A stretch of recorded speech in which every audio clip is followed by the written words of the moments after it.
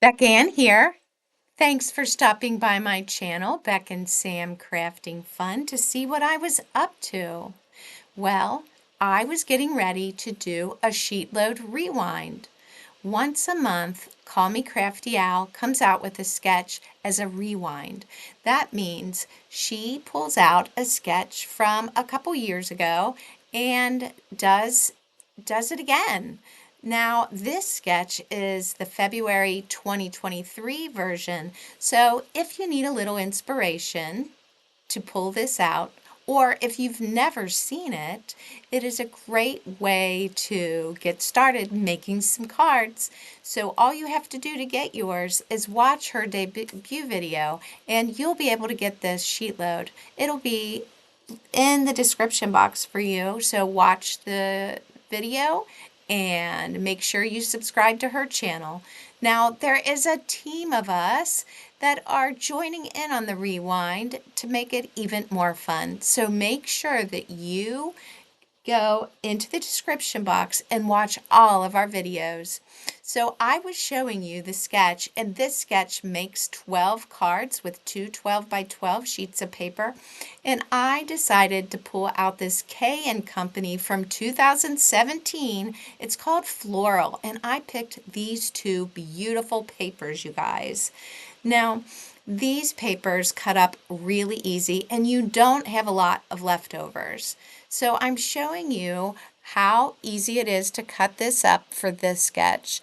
You really have simple instructions from Call Me Crafty Owl. So you get these strips with your pattern paper, and then you're going to have 12 cardstock bases, and you will have some extra cardstock to cut up for matting. Isn't this paper just beautiful?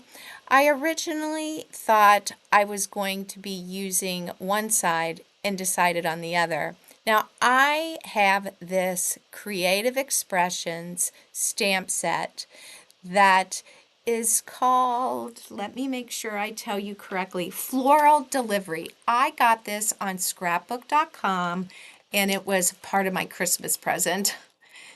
So I want to show you 6 of the cards. I'm not quite sure how I want to decorate these with the pretty bird, so I'm putting that away. And what I'm going to do is show you my first set of 6, because I knew I wanted to use this paper for that beautiful floral delivery snail from a Creative Expressions.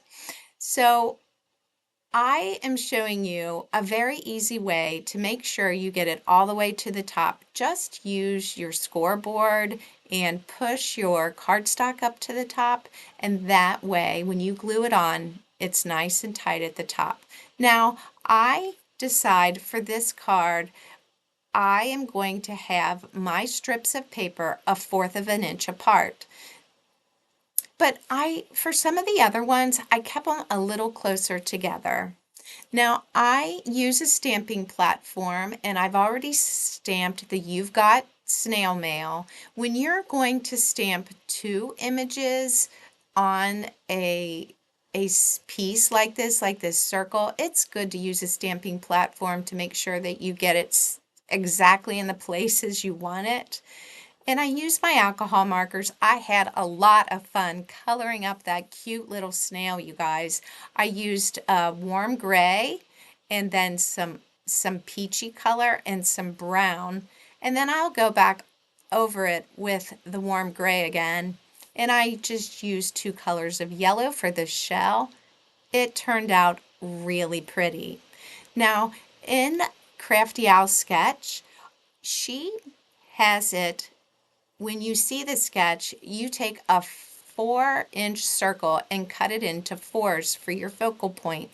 Well, because of my image, I decided that I would cut 6, I believe it's 2.5-inch circle, and just cut off the 2 sides to fit it in there. And that worked out really good for me. Now I'm taking this beautiful lace. I had to pull it out. I just had this scrap of lace that my mom had given me in my scrap bin, and I thought it was going to be so cute on the bottom of this snail. It's like it is, slowly moving past these beautiful flowers that are in a garden somewhere.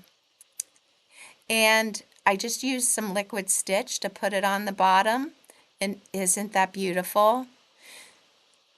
I love to include lace and buttons and things like that when I can in my cards. It just gives it some texture, and it gave that extra little something for this card. Oh, the Victorian lace dies from my creative expression. I had been looking for something like this, and in the sketch, there is that big space.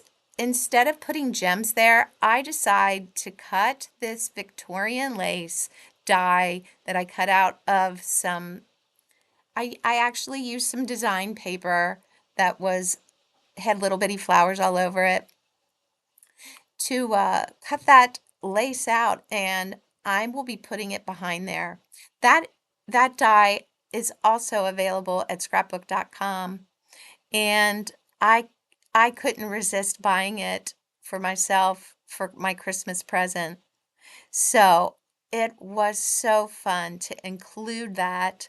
I thought it was a nice little touch behind there.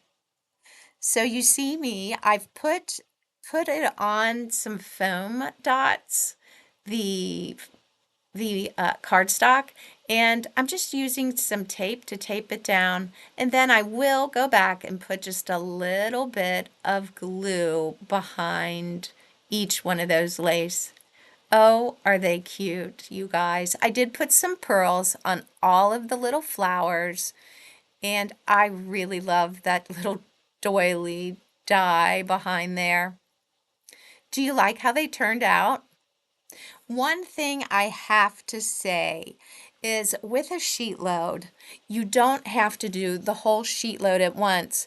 I often will cut it up and put part of it in an envelope and take it along with me when I go on a crafty event. They're really simple to put together and visit with people at the same time. So the other part of this sketch will be going with me on one of my crafty adventures when I'm going to be with a lot of people.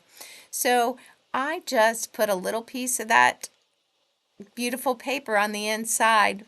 Well, what do you think? Do you like how they turned out? I am loving them, you guys.